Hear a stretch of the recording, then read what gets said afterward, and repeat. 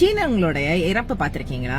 அவங்க இறந்த பிறகு அவங்களோட உறவினர்கள் அவங்களுக்கு வந்து நிறைய சப்பாத்து, காடி, கொடை, வாட்ச், மேக்கப் இதெல்லாம் போட்டு எரிச்சு அனுப்புவாங்க அந்த பிரேதத்து கூட.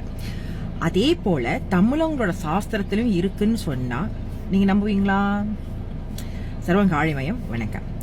சரி, தமிழங்களோட சாஸ்திரத்துல இதுவும் எழுதப்பட்டிருக்க ஒன்று. 16 லோகங்கள், சரியா? 16 லோகங்களை அவர் ஆத்மா, இறந்த ஆத்மா வந்து தாண்டி செல்லுமா. 16 லோகங்களை தாண்டி செல்லுமா. அப்ப நம்ம செய்கின்ற அந்த வருஷத்துடைய திதி கணக்கே, சரியா? அந்த திதி கணக்கே வந்து 12 மாசம் வருது. 12 மாசம் தான் வருது. அதுக்கு மேல இன்னும் 4 மாசம் வந்து ஷார்டேஜா இருக்குல்ல. அந்த 4 மாசம் என்ன தெரியுமா? உங்களுக்கு 8ஆம் துக்கம், 16வது துக்கம், 30ஆம் நாள், 48வது நாள்.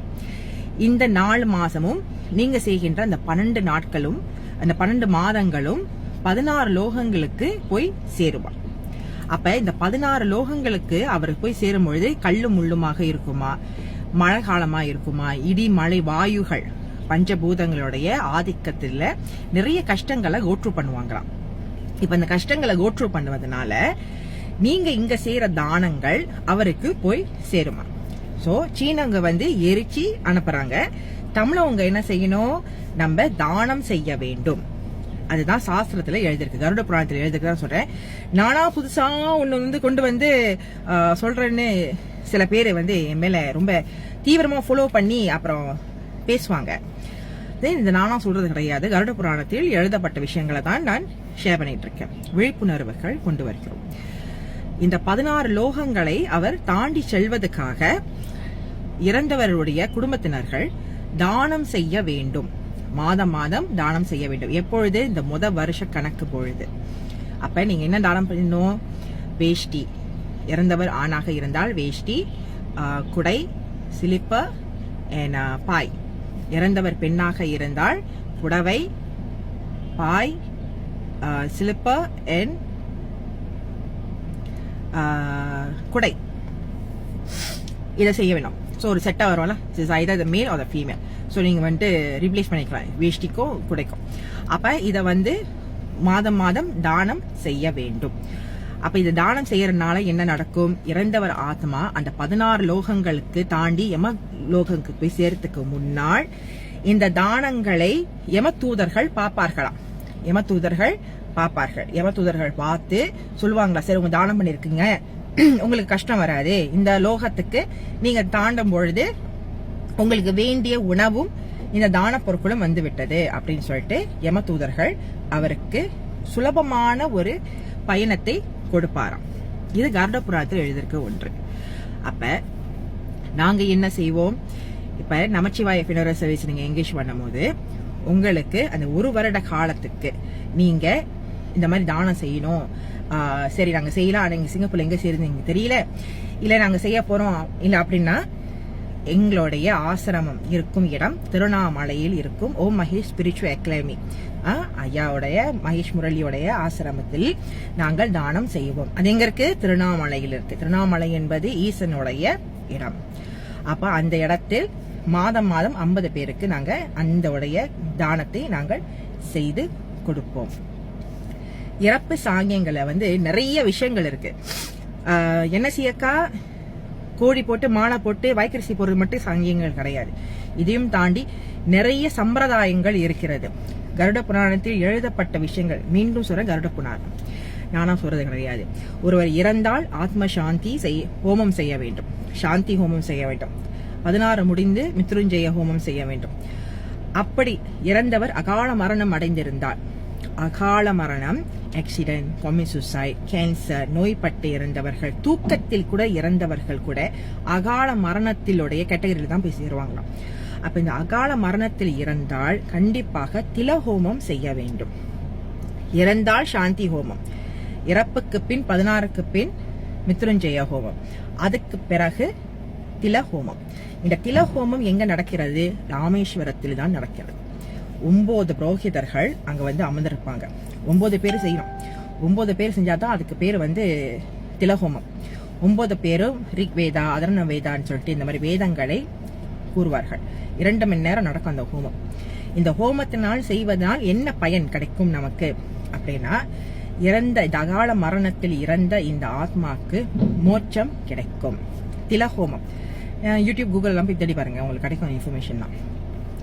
இந்த அகால மரணத்தினால் இருக்கு இந்த ஹோமம் செய்வதனால் மோட்சம் கிடைக்கும். ஏன்னா ஒரு எக்ஸாம்பிள், ஒருத்தவங்க கம்யூனிஸ்ட் சூசைட் பண்ணிட்டாங்க. அவங்களோட ஆயுள் காலம் 70 வயசுன்னு வச்சுக்கோங்களேன். அவங்க ஒரு 30 வயசுலேயே கம்யூனிஸ்ட் சூசைட் பண்ணிட்டாங்க. மிச்சம் இருக்கிற 40 வருட காலங்களும் அந்த ஆத்மா பூலோகத்தில் இருக்கும், அடுப்புல கிடைக்கும். இப்ப அடுப்பு காலம் அப்படின்பது இன்னொரு விஷயம். இறந்த திதியை பார்த்து அடுப்பு காலத்தை பார்ப்பது இன்னொரு விஷயம். இப்ப அடுப்பு காலத்துல மாட்டிடுவாங்க.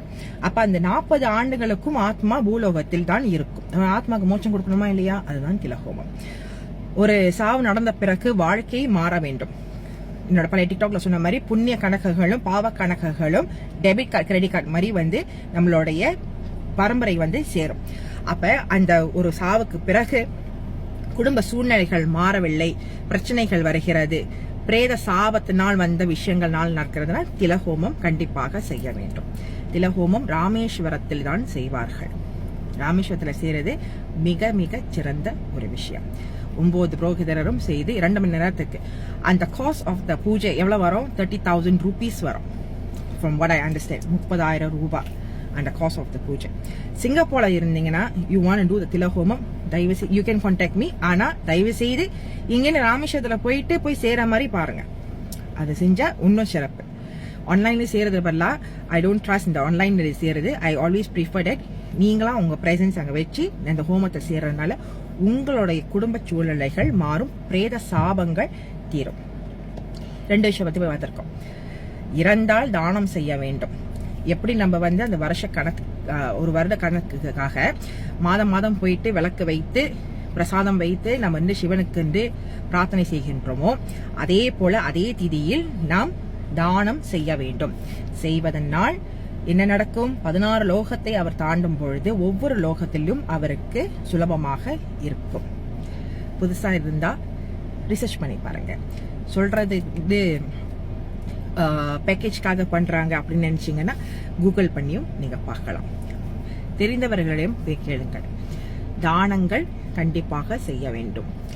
ஒரு இறப்பு காரியங்களுக்கு நிறைய விஷயங்கள் இருக்கு. ஒருவர் இறந்த பிறகு அந்த இறப்பில் அவர் கால்களை கட்ட வேண்டும்.